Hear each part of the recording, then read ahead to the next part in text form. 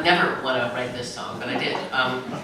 Kathleen, my partner, used to be a contractor, and well, I don't think she's really doing that stuff anymore, but she's into forestry management and stuff like that. But she was, and I guess still is, a contractor, and she was getting ready to paint some condominiums that she had painted about 10 years before.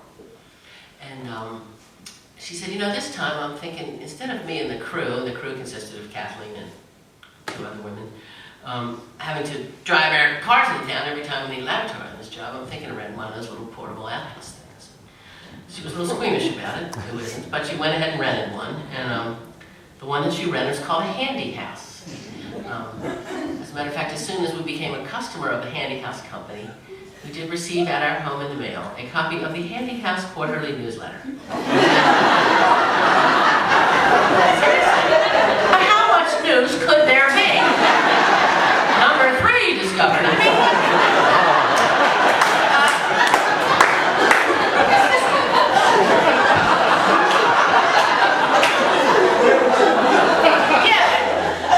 Yeah, where when you read it, that's right, yeah, that's right. I'll bet that is where I read it. I can't believe I threw it out. I wish I hadn't, because I was just, oh my God, this thing is such a treasure. It's a newsletter. Anyway, at the time that Kathleen and her crew were slated to be working at the condos, there were some other crews who were going to be there as well. There was like a construction crew and a paving crew. And I think that, the women decided prudently, I feel, to go ahead and put a lock on their Handy House. It wasn't just, going to be for everyone. And even if I were going to sit down and draw up a list of the people that I wanted to invite into my portable bathroom, I feel that a construction crew might be toward the bottom of the list, and the paving crew would simply not be on the list at all. So it was the night before I was getting ready to leave to go on a road trip, and Kathleen was in a real, quandary about the Handy House, and she said, the Handy House, well, do you think that I can tell the crew that the Handy House is only for number 1, that there's no number 2 in the Handy House?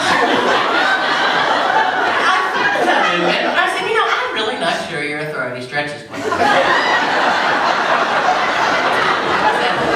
far. I don't know, but if you're bringing it up at that meeting, I'm coming to the meeting. I'll make late for the trip. I just thought that was the best dilemma I'd ever heard in my life. Well, of course I couldn't leave late for the trip, but I just thought it was hilarious. And I kept calling, her to talk to the crew yet. But I tell you, the joke was on me because, apparently the song god couldn't find a 10-year-old boy to write this next song. And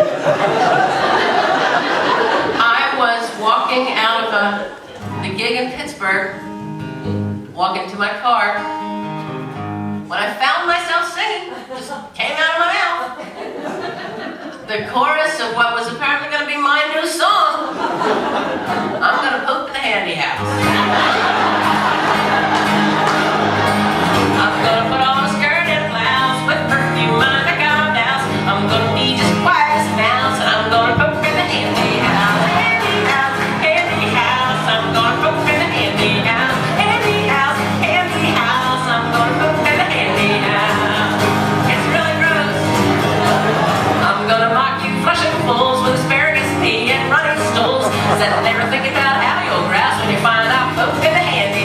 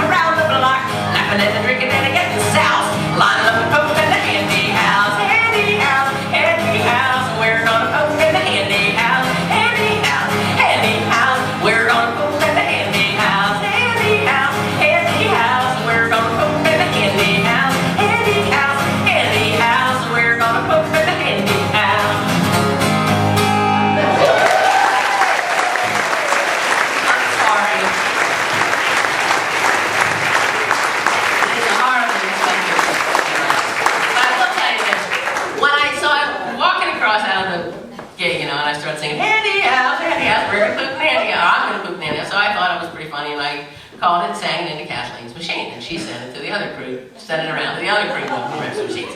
I was sure that was it. Then the next morning, I wrote like a verse. I'm like, oh my God. So I sang, I called, did the verse, and then another verse, and then a bridge. I'm like, I'm writing an entire scatological song? I mean, this is not what I do. I've never been a scatological humor person, ever. I've never really thought that stuff's funny. But I had one thing that actually made, a lot of people, friends of mine will say to me, please don't do that song tonight. And one of the women on the crew hates the song, just can't stand it. And Kathleen said for at least 2 years after I wrote the song, she would hear Cherise go, I'm going to put up, God damn it. She'd be everywhere, Andy, God damn it. That makes me very happy.